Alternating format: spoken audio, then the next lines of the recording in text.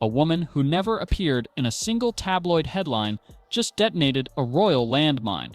She calls herself DL, and on live camera she calmly claims she carried not one, but both of Harry and Meghan's children. No anonymous egg donor, she says. She was the secret surrogate, locked away under NDAs, paid in hush money, and then erased from the story. Tonight, she's waving hospital wristbands and bank receipts, daring anyone to prove her wrong. If she's telling the truth, this isn't celebrity gossip, it's a direct hit on the line of succession itself. So before the palace lawyers slam every door shut, let's trace the paper trail she swears will crack the monarchy's century-old facade. The whispers began the moment Meghan stepped onto a London sidewalk in early 2019, cradling a bump that seemed to change shape with every camera flash. One slow-motion clip from a charity visit showed the fabric folding inward as she crouched. Skeptics zoomed, paused, rewound. Another week, a studio-lit interview found the bump suddenly larger, reshaped, almost like a costume adjusted between takes. Royal commentators rolled their eyes, tabloids slapped conspiracy labels on every thread, and most people scrolled past. But the footage wouldn't die. Frame-by-frame breakdowns spread across Reddit and TikTok, racking up millions of views. Was it just a loose dress or something staged? Then came the hospital mystery. No press pen outside the Lindo wing, no triumphant wave on the steps. Instead, Harry appeared in front of a horse stable, grinning and thanking everyone for incredible support. Fans celebrated, doubters screenshot timestamps, asking why no one saw Meghan enter or leave a maternity ward. Each unanswered question became kindling, and the rumor smoldered quietly until DL poured gasoline on it. The moment she showed her face and said, "I carried those children," the old clips ignited overnight. Streams that once felt fringe hit the trending page. Reporters who dismissed the story found their inboxes flooded. What was once gossip has become a full-blown investigation, and the next piece of DL's evidence may turn smoke into fire. Because if her paperwork stands up to daylight, every official photo op, from Archie's Windsor Castle debut to Lilibet's birthday portrait, could be relabeled as the most elaborate performance of the modern monarchy. And the person with the front row seat, she's ready to talk. But the question isn't just what DL knows, it's how she was kept silent for so long. DL didn't creep onto the scene, she strode straight into it. Face fully lit, voice steady, eyes locked on the lens. No blurred silhouette, no disguised audio. She begins by lifting a stack of sealed envelopes, hospital admission forms, ultrasound logs, bank wires routed through an LLC that exists on paper and nowhere else. Her opening line is colder than any royal handshake. "They promised me privacy and payment. I got neither." According to DL, the recruitment was clinical. An email from a California surrogacy agency at the end of 2018, an NDA thicker than a novel, and an invitation to temporary housing that felt more like guarded quarantine. Friends were ghosted, phones were scrubbed, even the Uber driver signed a confidentiality clause. She says Meghan's team scheduled every appointment at a private OB/GYN clinic after hours, paid in cash or prepaid cards, no insurance trail, no digital footprint. When she developed postpartum preeclampsia, blurred vision, pounding migraines, blood pressure spiking into the danger zone, she claims the medical staff switched from gentle to businesslike. She was stabilized, discharged, and quietly driven to a hotel under a different name, a nurse checking vitals once before vanishing. That's when DL started collecting everything. Text reminders, prescription receipts, mileage reimbursements, proof of life, proof of labor. She scanned it all to an encrypted drive, mailed a duplicate to her sister, just in case, and waited. Why break silence now? She says watching Harry and Meghan monetize authenticity while she sobbed in an ER waiting room was the final insult. But DL isn't hunting headlines, she's baiting a courtroom. She ends her statement with a dare. Test the children's DNA. If I'm lying, sue me tomorrow. If I'm not, the palace owes the world an apology. And that ultimatum isn't echoing in an empty chamber. 3 major networks already have her raw interview footage. Lawyers be damned. But if her documents survive forensic scrutiny, the next chamber to echo might be a royal one. The first crack in the polished facade came the day Archie arrived. No photographers packed outside a maternity ward, no proud parents on the hospital steps. Instead, Harry appeared beside a horse stall, grinning like a best man delivering a toast, announcing the birth in a 2-minute video. Viewers cheered, yet seasoned royal watchers blinked. Which hospital? Which doctor? Why the stable backdrop? Weeks later, curiosity spiked again when the birth certificate surfaced, Meghan's full legal name abruptly replaced by the grand title, Her Royal Highness, the Duchess of Sussex. Palace aides called it a routine update. Meghan countered that it was done without her blessing. Lawyers whispered a different worry. If she hadn't carried the child, listing her as mother could be construed as falsifying a public record. Behind closed doors, the Sussex legal team moved from spin to suppression. Letters laced with threats of immediate litigation landed on newsroom desks, warning editors off DL's story.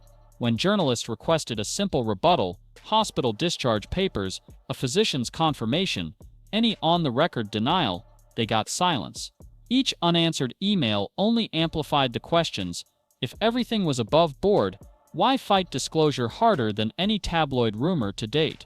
Meanwhile, DL's dossier began leaking in drips. A time-stamped ultrasound signed by a Beverly Hills obstetrician, a confidential wire transfer memo noting prenatal services, final installment. Dates on those slips overlapped perfectly with the time frame Meghan was photographed at royal engagements. Fact-checkers mapped the timeline and found zero conflicts, except one monumental one. Meghan allegedly hosted a glitzy baby shower in New York while DL was on doctor-ordered bed rest in Santa Barbara. With every new document, the palace's silence grows heavier, almost weaponized. Royal staffers are suddenly unavailable for comment, PR allies are reviewing statements, and Harry, normally the first to fire back, has vanished from public view altogether. Silence can convey dignity, it can also scream cover-up, and the longer that hush lingers, the louder DL's evidence sounds, because if a single signature on that birth certificate is proven false, the scandal shifts from family drama to legal earthquake. Titles, succession rights, even multi-million-dollar security arrangements all hang on a line of ink, and while the palace keeps the doors bolted, the legal storm outside is gathering pace, ready to test whether that ink can survive the coming downpour. Inside the palace, courtiers have yanked centuries-old law books off the shelf and flipped straight to the pages marked Succession Emergencies. Why? Because British legitimacy hinges on one doctrine as old as Rome. Mater semper certa est, the woman who gives birth is, by law, the mother. Under UK surrogacy rules, that means a child can't inherit titles or a throne until a court formally transfers parenthood from the surrogate to the intended parents. And legal experts note the Crown has no tested pathway for that. In fact, current guidance bluntly states that children born via a surrogacy arrangement do not inherit the titles of their intended parents. That single line of Latin shoves us straight into Britain's constitutional wiring. The Act of Settlement, 1701, still underpins the monarchy's legitimacy, while the Succession to the Crown Act, 2013, updated the rules but never even whispered the word surrogacy. Both acts assume births happen in full view of church registers and state witnesses, not behind NDAs in California.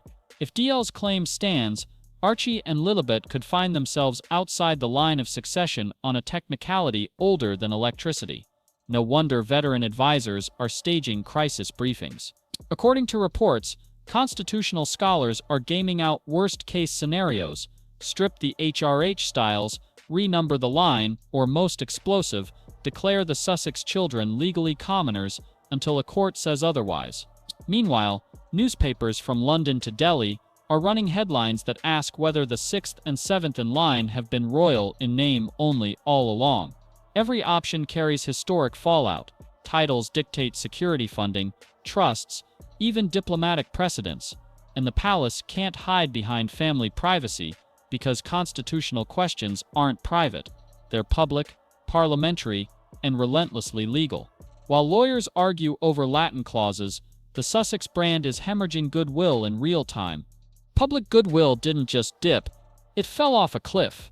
In the latest YouGov tracker, only 27% of Britons now view Harry positively, while a bruising 63% hold a negative opinion, his worst score in over 2 years. Meghan fares even worse. Her net approval sits at -36, with 86% of over 65 giving her a thumbs down. That collapsing trust is starving their revenue streams. Meghan's freshly minted lifestyle label, as ever, her big rebrand from American Riviera Orchard, sold out its first jam jars, then slammed the brakes. Officially, she's pausing until systems are stable, but insiders whisper sponsors have quietly frozen future POs until the DL storm clears. Netflix, smelling smoke, is said to be rethinking her upcoming cooking and gardening series after Harry's Polo doc flopped on launch. Inside Montecito, the staff door keeps revolving. 4 employees, 2 from the comms team, have resigned in just the last month, and leaked exit chats describe an atmosphere of panic, red alert, and hushed phone calls with crisis lawyers. One former aide summed it up in a single line: "Every email feels like it could end up in court, and just when it seems the Sussexes can't lose more ground, DL fires her final warning. She's booked twice on primetime TV, and the only thing stopping the tapes from airing is a judge's stamp." The moment that gavel drops, the DNA countdown begins. DL's challenge landed like a starting gun. Swab the kids, match the genes, then call your lawyers. Within hours, American networks pounced. Producers from 2 primetime shows, one in Manhattan, one in LA, each filmed a full sit-down with her, contracts locked, air dates redlined. Their legal teams are now frozen in a staring contest with the Sussex attorneys. One injunction could spike the broadcasts. One judicial shrug could unleash them on millions of screens. Meanwhile, Westminster is rattling. A cross-party bloc has quietly asked Cabinet Office Counsel whether Parliament can compel a DNA test when succession clarity is in the national interest. The precedent, none. The pressure, historic. Even royal-friendly commentators now concede that photographs will not suffice, only biology will. Inside Montecito, sources say Harry's phone pings hourly with crisis memos. One advisor begged him to offer voluntary testing and grab the narrative back.